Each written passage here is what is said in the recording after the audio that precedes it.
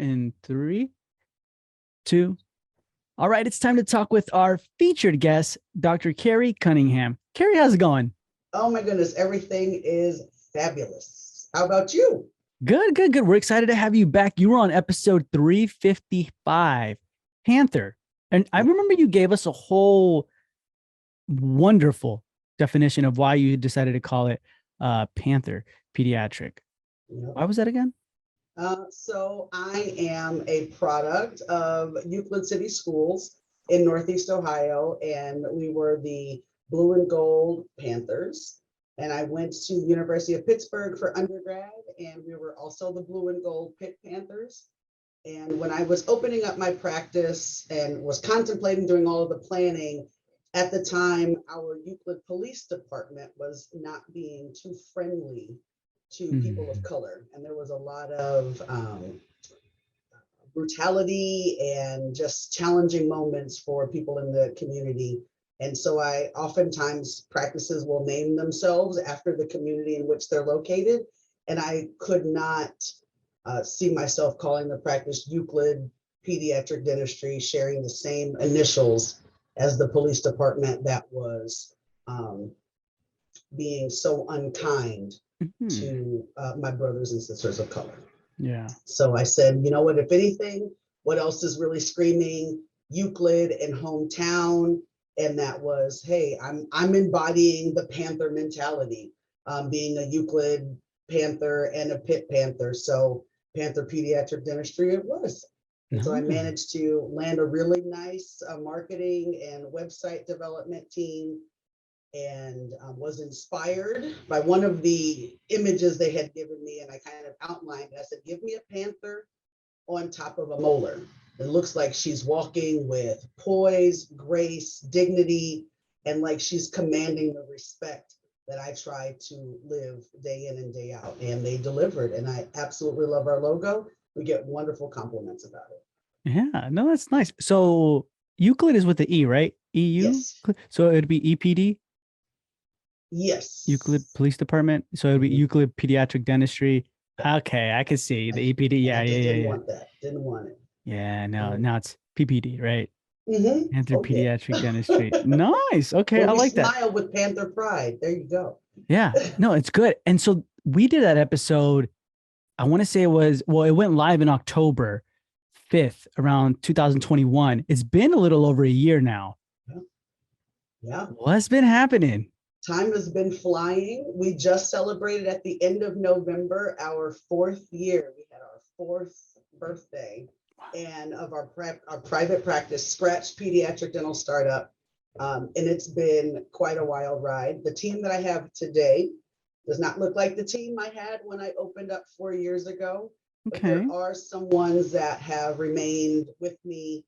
I employ my sister as our marketing consultant. And my husband, of course, will always be affiliated with the practice. He's been here since he had immigrated to the United States in 2019. So he's been a part of the Panther Pride since then, and even during the beginning stages as we were dating and really having a good solid foundation in friendship.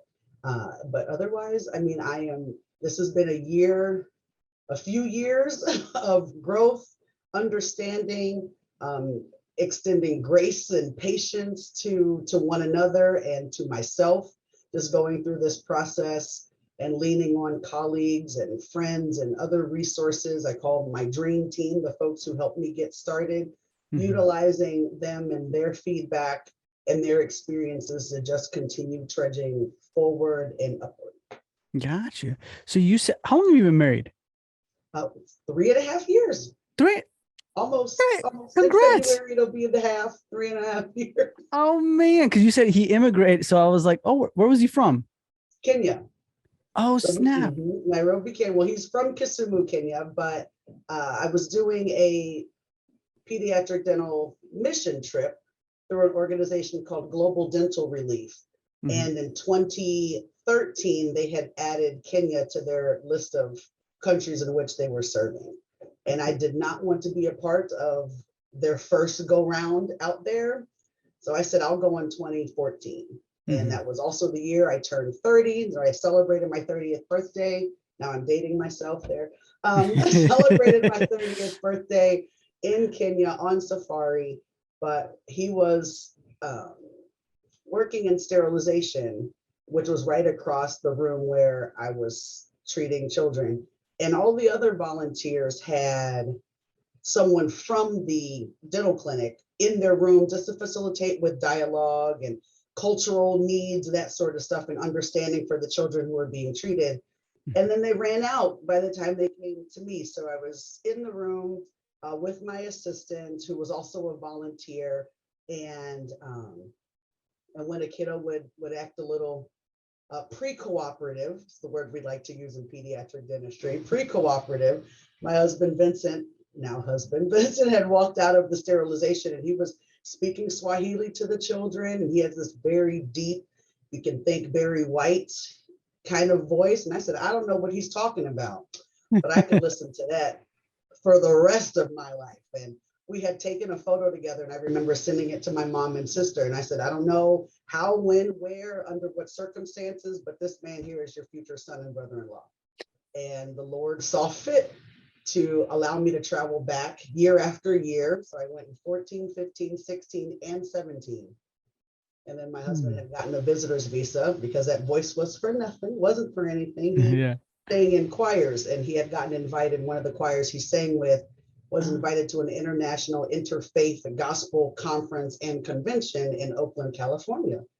So near you and somewhere in that state. Yeah. Wow. So I went out there and surprised him, and then ultimately our friendship then blossomed into a relationship and a marriage proposal, and here we are. A wonderful partnership. I know. Okay. Wow. That's so good. That's interesting. Okay. So then this year, since the last time we spoke, let's just say since the past year, right now, what have you learned, Kari, so far? I've learned. Yeah. I've learned a lot. I've learned to let go. And literally, I mean, we hear it a lot. You let go and let God. And this year has taught me that you've got to do just that. I kind of have been summarizing. I summarize a lot of things in acronyms. And, you know, we want to work as a team in which together everyone achieves more. That's not mine, you know. But another one we might hear is teamwork makes the dream work. And I came into this whole project, this business with a vision and a mission to serve. And we try to stay mission and vision oriented and have a goal. We had a word of the year, was impact. So how can we impact and increase our visibility and services and access to our quality, compassionate care, and recognizing that when you have this team, we're all human, and no one is perfect, and the challenging thing about being a business owner and a leader is really having to evaluate your team and recognize that we're all in this lifeboat called the practice. And not everyone in your lifeboat is rowing with you. And some might not be rowing at all. Some might be rowing in a different direction. And some may very well be poking holes and bringing water, and it's just being counterproductive. So to me, it's important to have relationships with my team members. And of course, we all talk about having an open door policy, but really being an individual in which team members can come to you with a concern or a complaint or some sort of need for acknowledgement. Their concerns don't fall on deaf ears. So for you to hear that you've got a quality team member who is struggling because the environment that another team member is creating is unfavorable, is counterproductive, it's challenging to navigate to maintain the forward and upward trajectory that we aim to go through every day, and make sure that it doesn't just go in one ear and out the other. We are all experiencing the changes and the challenges with staffing as far as our workforce goes, and recognizing that good team members leave for a host of reasons. But one of the big ones is because of poor management. And to allow some sour apples to remain in the practice because you need bodies there, whereas it may very well be quite the turnoff and cause your really good, hardworking, very ethical team members to seek employment elsewhere because the environment that you have allowed to continue day in and day out is uncomfortable and makes them want to exit stage left with a quickness. Did you see that happening quite a bit in your team? Like some good team members left and you're like, why? No. Okay. I'm saying that to help other people not lose good team members. Gotcha. Okay. So for me, having that open door policy and hearing team members, we're just not having a moment to bitch and complain. That's not, it's, if you have a concern, what can we do about it? Have you addressed it? And then if you have, what has come out of that? So typically, if an issue is coming to me, there needs to be some action. And so with the communication that I've had with team members would then lead to, thank you for that information. And then I'm going to go and address it with the team member that is that sour apple. And then we're going to have a conversation. And it could be, we haven't left some challenges in our personal lives. We haven't left those at the door. We have brought them into Panther Pediatric Dentistry. And now we have created an environment in which the team cannot work effectively and efficiently because you're not 100% there carrying baggage on your shoulders, hindering you from doing your best. And so it has led to individuals that I have had to terminate. And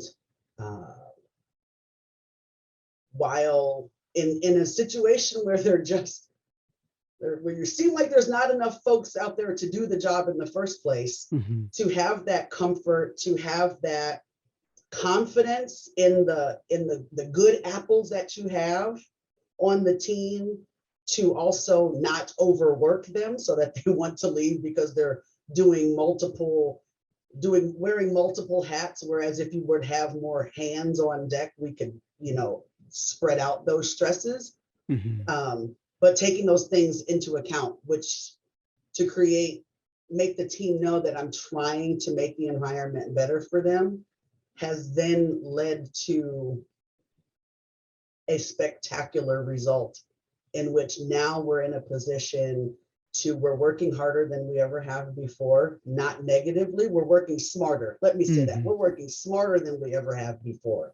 We are way much more efficient with the way that we spend our time, and people are not feeling overworked. We're seeing more patients that we have in the past. But we're not having the hangups of the team member who just couldn't quite understand which is the right patient to bring back and which chair do they go in. When you remove those sour apples, those sour grapes, and then everyone just recognizes we're not having to micromanage each other or direct. Everyone can legitimately pull their own weight, and tasks are evenly distributed. And we also I try to identify people's strengths and help maximize their ability to lead and to shine with their strengths, instead of asking someone to do something that I know good and doggone well they hate doing. I may very well find someone else to do that task so that my strong person in this role can continue to be strong in these ways, and these other tasks are not being left out. It's just been a huge, beautiful thing when you recognize those who are rowing in the other direction, those who are poking holes in your lifeboat, and those who are just sitting there while everyone else is paddling, identifying those individuals and relieving them of their duties to allow them to go and be and do something else somewhere else, and allow your team to really strive, so we maintain our mission and vision focused activities day in and day out. So don't be afraid to let people go who are not helping you achieve your dreams. So I Okay. think that was a very long way to say, if you have to fire them, let them go. Because yeah. then the folks who are there for you and are there for the patients and the clientele in which you're treating will perform even better because they no longer have to deal with another team member who's bringing down the morale of the team. Yeah. Okay. So then real quick, how many team members do you have?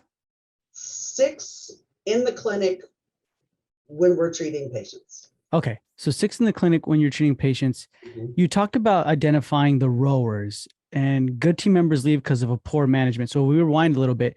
Has it ever been to, or have you experienced, or what can you speak on the part where it's like somebody comes up to you like, Kari, man, like I wish I can let someone go, but they're just great with numbers right now. And I just need them here right now with me. Although they're, you know what I mean? Like they're bringing the morale down, but they're doing their job, but it just doesn't feel good. Right. I think in that regard, so my experience being I was a dental director for some years in a community health center. We may or may not have talked about that in the previous podcast. I think those experiences in that HR, where I feel like a lot of our colleagues are coming out of school or out of residency without some of that leadership experience, and then but they have a passion and a drive to open up a practice of their own, and now they're thrust into this, this leadership role, and you're kind of like, but how do I tread these waters? Mhm. I again feel that it's having an understanding of your team. A lot of folks might do personality tests. I like to do temperaments in my practice. And so a temperament is different from a personality, whereas a personality tends to fluctuate based on your age, your environment, Mhm. work, play, your birth order, things that can modify throughout one's lifetime. But your temperament is more your innate wiring. It's who you are. It's how you respond to things that are coming your way, and you do it with consistency, whether you realize it or not. And so we utilize a book called "I Said This, You Heard That," and we it was a small group that my husband and I had taken in church. It was a small group course, and so we learned a lot as newlyweds about each other. And Mhm. these are our God-given talents and ways of being, and those cannot be altered. So if I'm certain ways and my husband is certain ways, and we've made this lifelong commitment in the presence of our family and God, then we have to figure out how to effectively communicate. Mhm. And so I have taken those principles and brought them into the practice. And what we're going to do as a team, we're going to identify what your temperament is so we can learn what to say, what not to say, or not even what not to say, but how to say something so that our intention and our method in our message lands on your ears in a way that you receive it, that leads to either a change in your actions toward a positive outcome. So if I have someone who might be strong in some regards, but they're not, they might be rubbing some folks the wrong way. Then we have that like coming to Jesus moment. We're going to talk one-on-one. I try not to put my team members to have to be face-to-face unless we really do need a conflict mediation session. And I can appreciate my years as a conflict mediator in middle school and high school. That has really come into to fold and to super help as a business owner and team leader. Mhm. And so we have those conversations because they may very well not even think that they're coming off a certain kind of way. So I will bring some of the examples that team members might say. And of course, it's the sandwich technique. You praise them and then you tell them your concerns, and we Mhm. find another positive way to sandwich that together and ultimately come up with what are our next steps. And sometimes those next steps may very well be a written warning, and we start the progressive action process in addition to like a performance improvement plan that not only am I telling you what's not okay, I'm going to also share with you, these are some resources that I want you to explore And we're going to touch base on these things again to make sure that you've understood the principles of it all. And we're going to have check-ins either weekly or every 2 weeks. And there's a period in time in which we've got to see some changes positively, and then they must be sustained in order for your employment here to continue. So break it down to me if you can. If anybody listening right now is like, oh, I want to copy this performance improvement plan. What is that?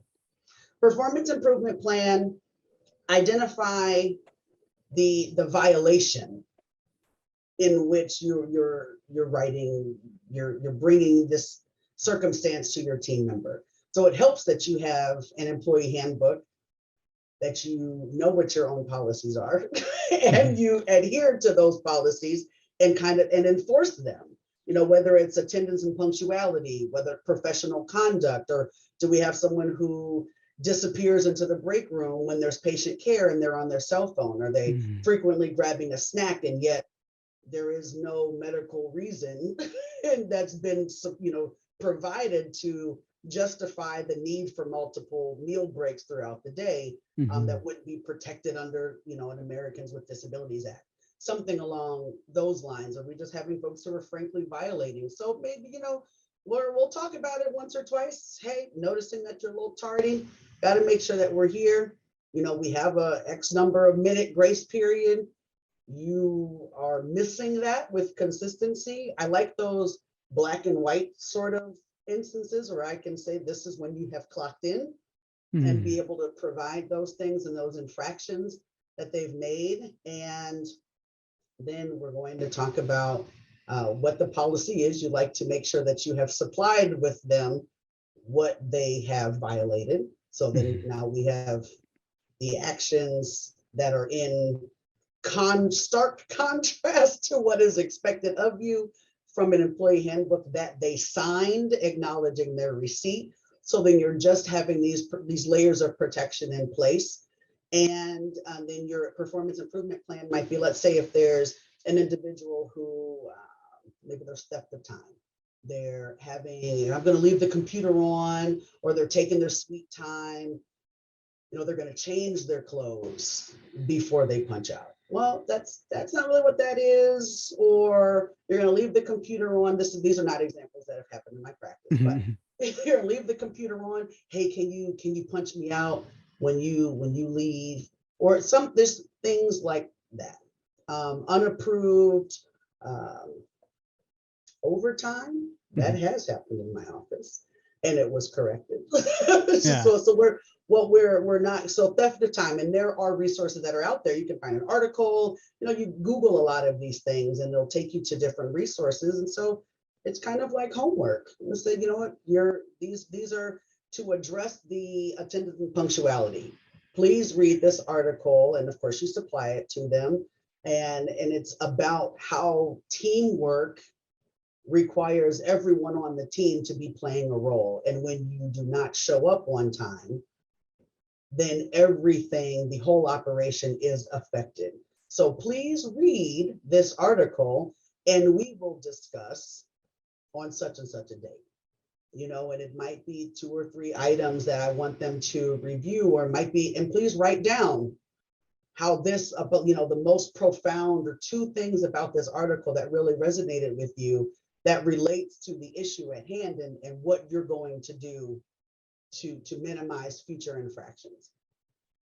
And then you keep things. This performance improvement plan might last 1 month. I don't want to give it too short of a time. And then,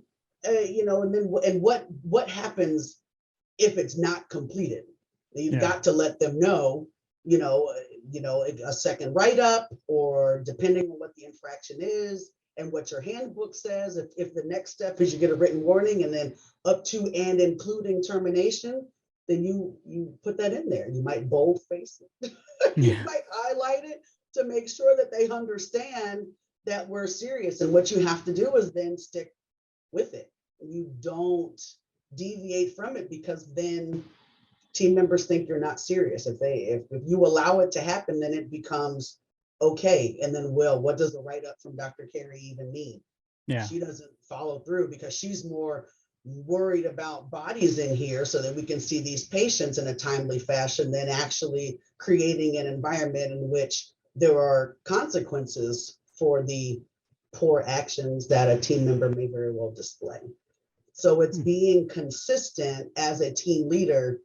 And it's those sorts of enforcement and experiences that when you follow through, will either that individual will improve and then the team continues to improve, or they improve for a little bit, but you have to note that it must be sustainable. And if you notice that they're backtracking and it leads to yet another write-up, and your policies might mean, hey, if I write you up 2 or 3 times, we're done. Where this is the including termination part. Yeah. And then you've got to hold on to that. And maybe sometimes when you have someone who's on a PIP, a performance improvement plan, you're secretly trying to figure out where you may very well recruit someone from their position if they seem as though they could care less about improving. Yeah. So it's always trying to be 1 or 2 steps ahead, or at least recognizing when you may very well need to pivot, and how can you pivot in a way where you can still be productive, your team can still feel engaged, and again, not overworked and frustrated to the point where they then seek employment elsewhere. Yeah. I like that.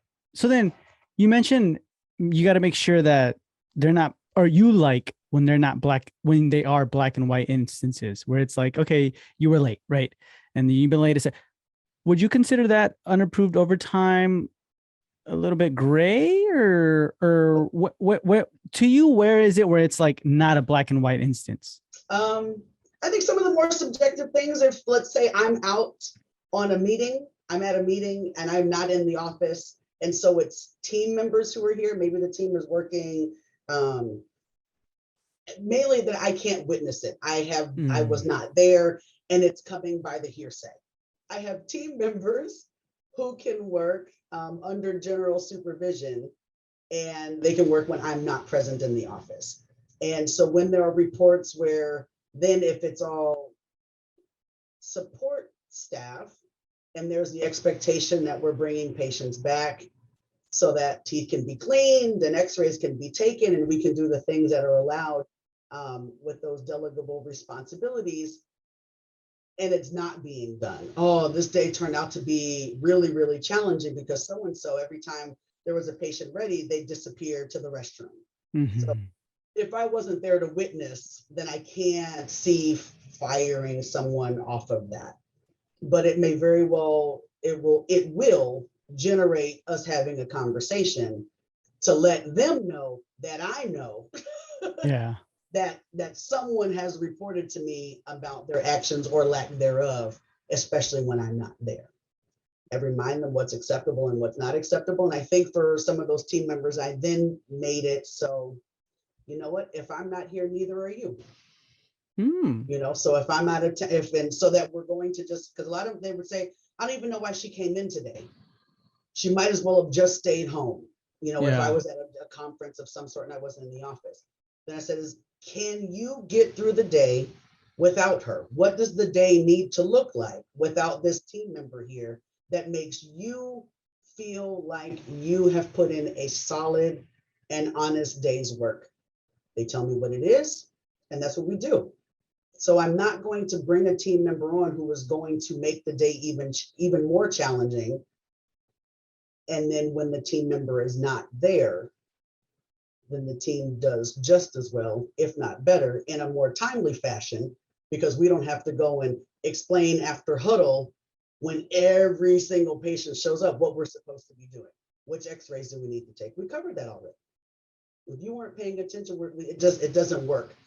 So you just sometimes have to make I don't know if this is true, but I was told, you know, it was explained in church some years ago that when baby birds are born and the mama bird is trying to get them to fly, get out of the nest, she starts to bring sharp twigs, you know, thorny bushes and and branches into the nest to make it uncomfortable for the babies to just stay in the nest. She builds them up, and then of course the babies keep rising higher and higher in the nest until now there's really, the nest floor is near the opening and there's really no rest to be had, and babies hop on out and then they learn to fly. So sometimes as a business owner, you have to make the environment uncomfortable for those sour apples so that they realize that, maybe I should go, or I'm going to start looking elsewhere. So when I start cutting hours, then you might want to be more inclined to find some place else that can utilize you more. Yeah, I like that. No, yeah. Dentistry, and just get into them. Then paperwork's always easier when they find another job and Yeah. they go to resign. Yeah. No, I like that. You're like kind of gently guiding them out, right? Or not gently, but you're just guiding them out, right? You're like, Yes. this is let's find a way out for you. And now I have a question. When it's like has it ever happened, or maybe you might know someone, they were a bad apple, a bad grape, you're like, you're not even rowing, or maybe you're rowing but in the other direction. Then they turned around and now they're rowing. Now they're like, thank you so much, I needed that wake up call. Or is that rare? I haven't experienced that too much. Or they row for a period of time. They row with you until maybe they think it's been long enough and you forgot that they got in trouble for these actions some months before, and then the things pop up. So it's just, again, being having that relationship with your team. And it's not like I'm requesting people to snitch, but the team knows and understands my passion enough that if there's someone who's not rowing, I do have from temperaments, and my husband is one of them. The phlegmatic is the color green, and phlegmatics do not like confrontation. They thrive in peace and harmony. They don't like to get things started. So my husband will honestly be one of the very last people to come and tell me about something or someone that's going on in the practice. So it's understanding the temperaments of my team members so that if I have a phlegmatic who comes to me, I know it must be addressed. Because normally they can go ahead and just tolerate anything, put whatever you want on my back, or they'll just circumvent, they'll negate some of the frustrations or the annoyances of some team members. But if one of my phlegmatics, and I have two, if one of my phlegmatics comes to me with a concern, I know it must be addressed. And if it happens to be a repeat concern, then it's just, if the person was rowing, it's, hey, she was doing okay, but now we're back to the way that we were. Okay, then I got to have another conversation. And so then there's that aspect of things, and just learning more than just the surface of your team members is so important to make sure that we're able to maximize everyone's strengths and not necessarily downplay their weaknesses. And I don't like calling them weaknesses. I like to call them areas of opportunity. And identifying those and helping team members who are also willing to acknowledge those and recognize that there could be some improvements made. And if I have given you tools and tools and tools, and we can't seem to really bring that to our inner being and change for the better long term, remember I said sustainability, it must be sustainable. And in 4 years, I will say there's no one who has been with me for 4 years, which let me say yet. There's no one here that's been here since I opened my doors, and that's okay. But I look at practices who are telling, I've had my dental hygienist for 25 years, and I go, one day that might be me. But it's to have that loyalty and that expectation of your team members and hold everyone accountable. Everyone has a job. to do. And I can't slack on the job that I do, because then that means some child is getting subpar care. So I can't expect, or really, again, understand that we're all human, but I can't expect or allow my team members to create an environment in which our mission and vision cannot be upheld. Yeah. No, I like that. I like how you know your team. Like, you really know them to where it's like, if she came or he came and you're like, I can brush that off a little bit. But if it's like this person comes, you're like, oh snap, it must be pretty serious. Right. Yeah. Yeah. And I think it's that investment that I take in them that leads to that comfort and them knowing that I will have their back. Mm-hmm. You know, the things that we will tolerate or will not tolerate, especially from parents, you know, of our patients. And we don't do the bullying. We don't do profane language. We're not disrespectful. And if you speak with my team members with disrespect, this is not the place for you. Yeah. And so we've got little codes, code violet. You know, if I hear a code violet from any team member, I'm stopping what I'm doing, because that means that someone at the front is acting a hot mess. Oh, really? Has that happened quite a bit or no? Not quite a bit, but when it happens, like, again, if something comes to me, I have such amazing gatekeepers in this practice. Yeah. That very rarely do I hear about something that's happened at the front. But if it's being brought to my attention, you can pretty much bet your bottom dollar that person will not be making it to the back. Yeah. So if I have to stop patient care for an adult who's behaving like an irresponsible individual, this isn't the place for you.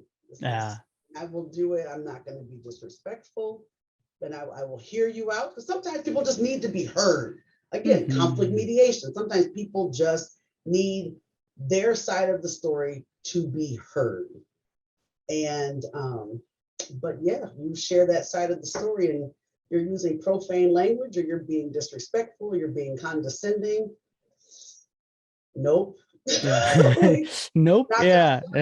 You know, I say that we smile with pride, or with Panther pride, and the SMILE is yet another acronym. It stands for Superior Customer Service, Medically Necessary Dental Care, Integrity, Leadership, and Education. That is what we aim to give every day. And so if someone's making us have to, if it becomes a mile or a SMLE, no, then this is not, if you can't help augment our smiling with pride, or our attempts to help you smile with pride, then Panther Pediatric Dentistry is not going to be your family's pediatric dental. Yeah. And I have no problem with that. I mean, I'm not gonna be, I have 1-star reviews on Google. I have 1-star reviews, and I am a firm believer that you should respond to every review. Good, bad, indifferent. Whether they just leave a star and there's no comment, I'm still going to say something about it. Yeah. And we're going to utilize that moment to for some free advertising for the practice. Let's set the level of expectation. And some parents don't like that I still require masks, and that I do not give them away for free. That I'm a small business. I am not a major hospital. Yeah. And you've gotten 4 text messages at least that have told you that masks are required to be in this office. And if you chose to not wear one, then outside in the hallway, you wait. Yeah. There's rules. There's rules. Yeah. And it's your practice too. It's your practice. It's your rules. So you get to decide on that. Interesting. Throughout this process, Kari, what have been or let me ask you this. Are you still, I know when we first did it, you were with CARESTACK. Are you still with CARESTACK? Oh yeah. They call me an OG. Like one of the, they refer to me as one of the original, like the OGs of CareStack. I was one of the first practices with the software when I opened up 4 years ago. And so we've been growing. We've been growing together. Yeah. And it's been fantastic. Absolutely. Hands down, still love CareStack. How do you utilize them, like with your workflow? Um, Everything. There's even still aspects of CareStack that I don't utilize yet. Um, and it just didn't, some of the wonderful things that they have, like a patient portal. Um, I tried starting, getting folks access to the patient portal when I first opened, and maybe 5 people had registered. Just email was not the way. It did require an email address. Email just was not the way my patient population communicates.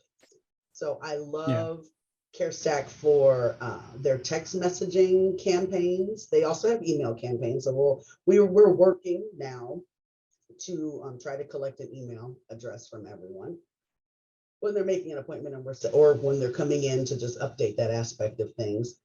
And so I love the patient engagement features that they have, where you can confirm an appointment via text. Some folks don't confirm because they like to continue to get the reminders for these appointments, and that's fine, whatever. We're learning. We learn how our patients understand and prefer to be communicated with. And I love that aspect. I love, again, that it's cloud-based and that I don't necessarily have to be in my practice or connect to a VPN to pull up a patient's record. There's been times where I've been with the team, or I've been out of town and the emergency line has gone off. And the way I have things set up in my practice is I would leave a message. It tells you how to leave a message on my line if it's after hours. Then after you leave the message, and the system calls me on my cell. I'm able to listen to your message, and I can pull up your child's chart from CareStack, on CareStack from my cell phone, or if I'm at home from my computer at home, to be able to access. So I can say, okay, one, verify if the name and date of birth is actually a patient of record, who those are the people who get my time after hours, not strangers. And or potential patients. I need you to be a patient of record if you're trying to reach me and interrupt my dinner or bedtime or vacation. And so, so we'll have that, and I can reference that, and I'll call the parent back. If I need a photo, we have a way they can email me the photo, and I can upload that into their chart. And right then and there, I can go to the schedule and find the next available appointment slot and tell them, hey, I have an opening tomorrow morning at 8:30. Can you be there? Or, hey, I'm really busy tomorrow, but this is definitely something I don't want to wait. Let's squeeze you in at 11:30, and let's take care of what your kiddo needs. Or, hey, give me they send the photo, kid is swollen, they need antibiotics. I can call in the script, and I can still document inside of CareStack what I did, so that I'm not missing a beat. I'm not trying to keep notes until I'm back in the office. I can do it when I can get internet, literally. And I love that aspect. I do utilize, I have touchscreen monitors in my clinical space, and I absolutely love the swiftness in which we can document conditions of teeth and diagnose and treatment plan. And from there, create patient forms, consent forms, treatment plans that will ultimately lead to the parent just having to sign on the screen and not messing with the different attachments and pins and that sort of stuff. They can sign right there on the screen. And if they want to copy, then we can save and print. If they do not want a copy, then it just remains in the patient record, and we maintain a decrease in our carbon footprint by not wasting paper. I enjoy CareStack. The reporting is easy. Just the information is you put out what you put in. I had enough experience in different roles. Again, I told you I was dental director of a community health center, and we at one point had migrated into a new practice management software. And so to be able to configure that and have that experience made designing and configuring my CareStack just fun. I mean, am I nerdy for saying that? Like, I really do like it. And for a while, I was posting payments. It was very user friendly. And I was told in one of my moonlighting jobs some years ago, Don't be that doctor who has no idea how your software works. Mm. Be able to know when you have accounts receivables, understand what outstanding claims mean and how that affects your bottom line, and make sure that you have team members in place that don't let your collections just sit out there. Your services go out there uncollected. Yeah. And so I was really able to utilize some very wise words from people throughout my journey in my earlier days of the career to just really put these nuggets in the back of my mind for when it became my time to be a business owner. And so it was, we don't have to find somebody who integrates into the software to send off claims that might charge you 5 cents or 25 cents a claim to send out. And that's not a bill that I have to worry about with CareStack. There's not a nickel a text that goes out. It's built into the software. I'm not being literally nickel and dimed for communicating with my patients. And for what I need as a pediatric dentist, it's not, I'm going to say it's not much, but it's not much. And CareStack meets and exceeds it. Like I said, there's still so many aspects of CareStack that I don't even touch, but what I need, it's literally one-stop shopping for me. And I don't experience subscription burnout. If I need to attach documents to a claim, they've got the integration there. I paid 12 or 13 bucks a month to be able to do that. Like, it's, to me, the best. I just absolutely love the software, the customer service. It's real good. Really good.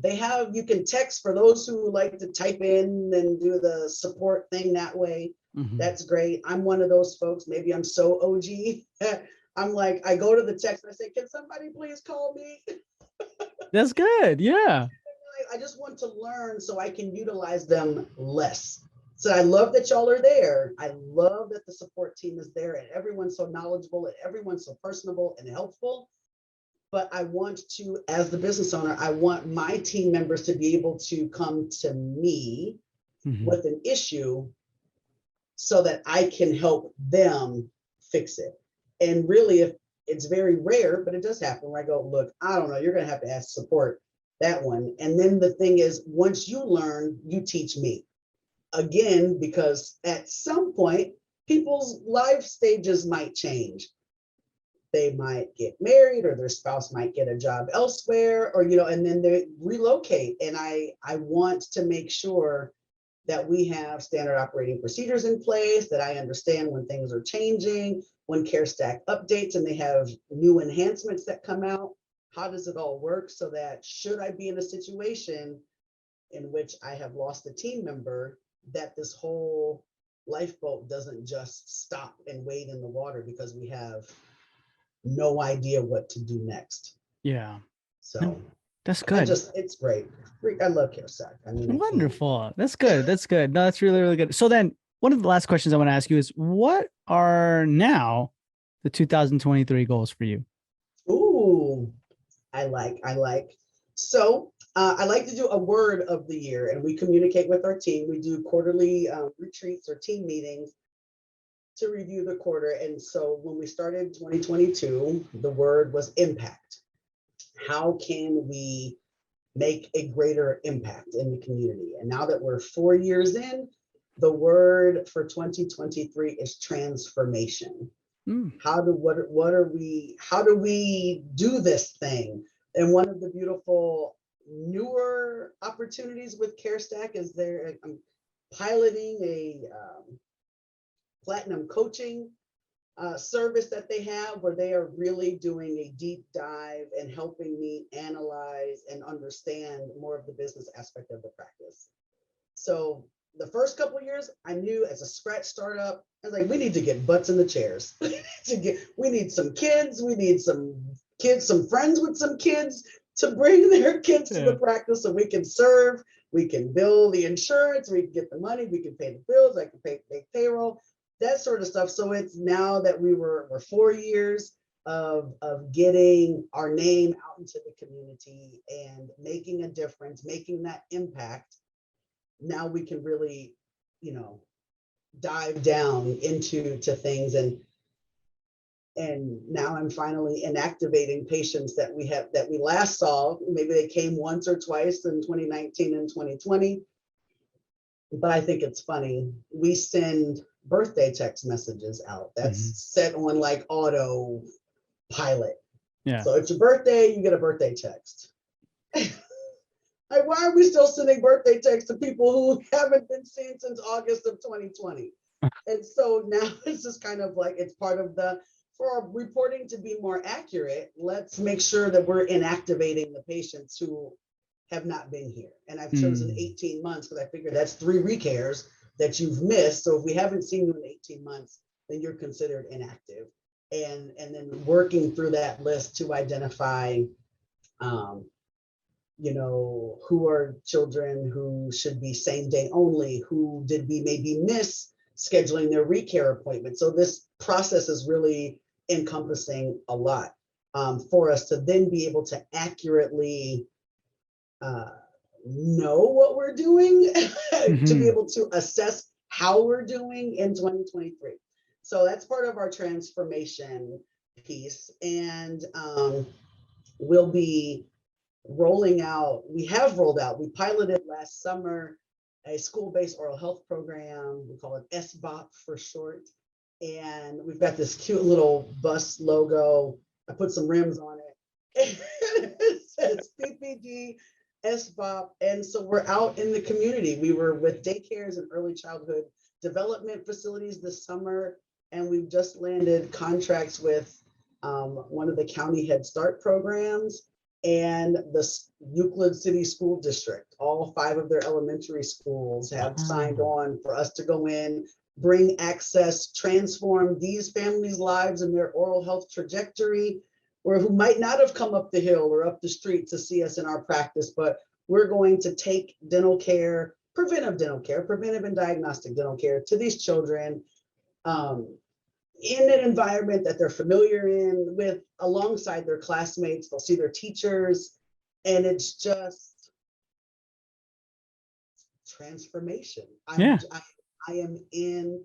super excited about where we're going, and working with CARESTACK in our marketing company to just make sure that we're able to capture the information. I told them I'm very conscious again about my carbon footprint. I said I don't want to, as we're getting these contracts with these schools that have hundreds of children in them, I said we can't be doing paper.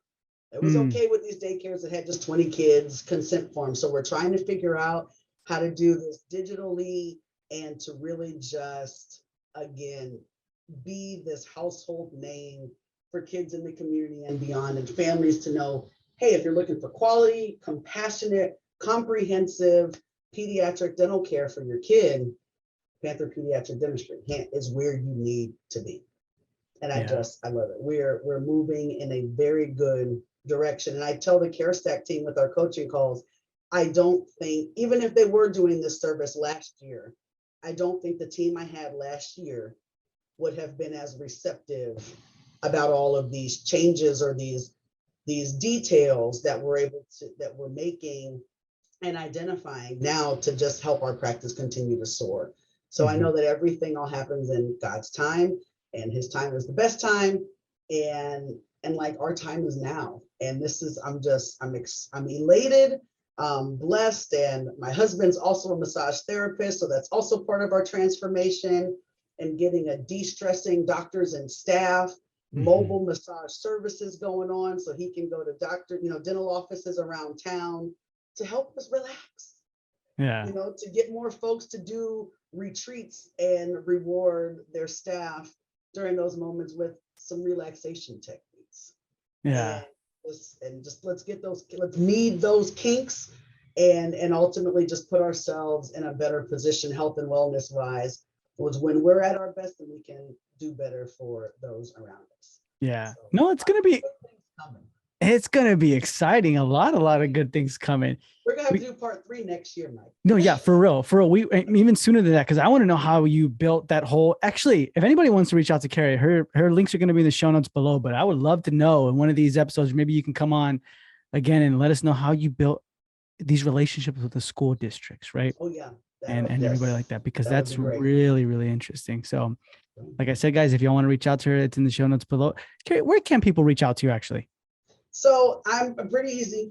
Panther Pediatric Dentistry at gmail.com. That's what I give out for my colleagues. It's not what I give out for my patients, but colleagues can reach me via email, pantherpediatricdentistry.com, Panther Pediatric Dentistry on Facebook, and Panther_Pediatric Dentistry on Instagram. Awesome. So guys, that's going to be in the show notes below. And Kari, thank you so much for being with us. It was a pleasure, and we'll hear from you soon. Thank you for having me. Take care, everybody.